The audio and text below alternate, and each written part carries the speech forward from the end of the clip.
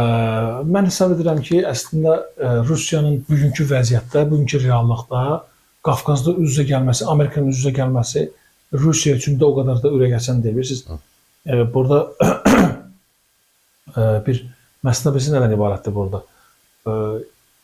Söhbət ona görə ki, istək var, bir istəksizlik var. Məsələn, bu günləri Rusiyanın istəyi nədir? Uduzmaq istəyi yoxdur Rusiyanın, düzdür? Rusiya bilir ki, məsələn, prosesdə hara gedir.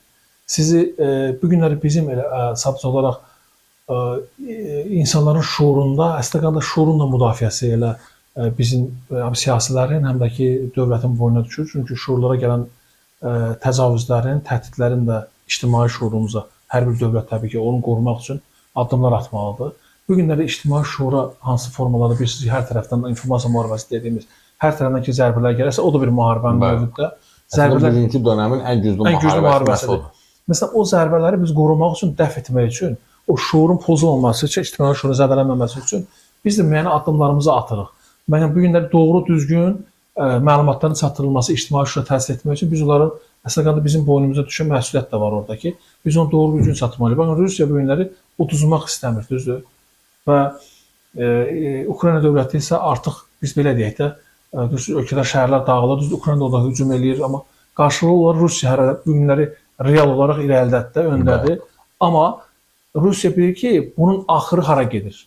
Bunun axırı heç də yaxşı, yəni Rusiyanın qalibiyyətini aparmır, qələbəsini aparmır.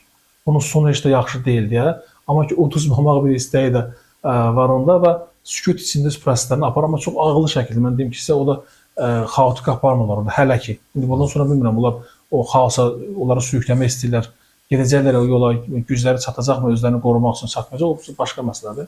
Amma Cənubi Qafqazda Rusiyanın Amerika toqquşması mənə elə gəlir ki, o qədər də bugünkü gün üçün real görsənmir. Çünki o gücə sahib deyil bugün Rusiya. Yəni biz baxmayaraq Rusiya güclü dövlətdir, böyük dövlətdir, sərvəti çoxdur, zənginliyi çoxdur, amma biz bu artıq neçə illərin müharibəsində konkret 3 ildir. 3 il, bəli, 3 il 400 ilə keçdik fevralın 20-dən sonra. Təsəvvür elə ki, biz o qədər bax bu müharibənin fəsadlarını biz Rusiyanın üzərində görürük. Həm niyə görə görürük, necə görürük? Bizim vətəndaşlarımız orada yaşayır, onların durumu, iqtisadi durumu.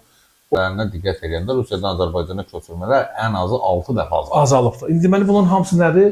Orada məsələn yaşayış səviyyəsində aşağı düşməsindən artıq onu deməkdir. İndi biz bu günləri desək ki, Rusiya burada da gəlib Cənubi Qafqazda da bugün bu oyuna düşəcək, Amerika ilə toqquşacaq. Mən onu hesab edirəm ki, bugün real deyil o.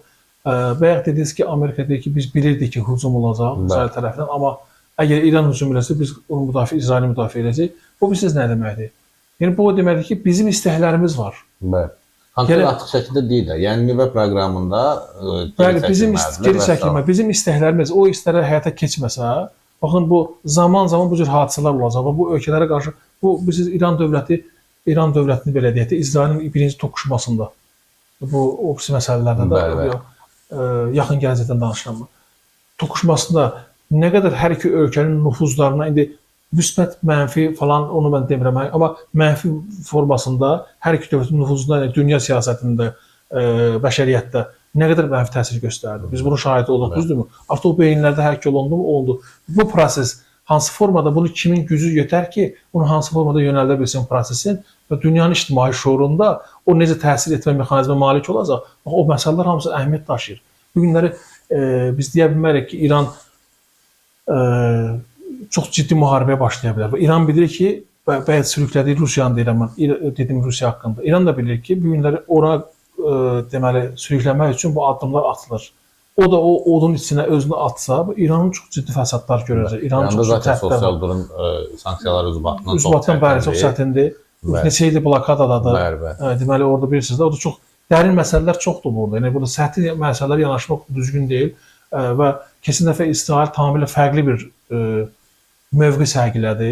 Deyir ki, bizim İranla tarixi köklərimiz var, biz həmişə belə falan yadınıza gəlir. Rəsmi xəbərlər. Ən böyük etnik azlıq hökumət Yəhudilər deyir. Bəli. Amma bu dəfə isə İsrailin müdafiə naziri çıxır deyir ki, biz falan şeyləri deməli vurmuşuq, hərbi mükəlləfiyyəti olan nüvə belə deyək də olan radio şeylərini, zavodlarını biz vurmuşuq, istisal edən zavodları vurmuşuq və üstəgəl də etiraf edir ki, biz onların elit təbəyə dediyimiz kimi Bəli, alimləri biz hərbi məhv eləmişik. elitasını, Hərbi elitasını alimləri. alimləri məhv eləmişik. Və bu günlər bunu açıq şəkildə efirdən bunu çıxıb deyirlərsə, demək bunun arxasında daha böyük və ciddi qlobal bir müharibə təhdidi var. Bəli. Və onun qarşısını almaq üçün bunlar indi bizim ölkəmizdə də istəyi kimi diplomatik qaydada oturub bu prosesləri yoluna qoya bilərlərsə, təbii ki, nə yaxşı.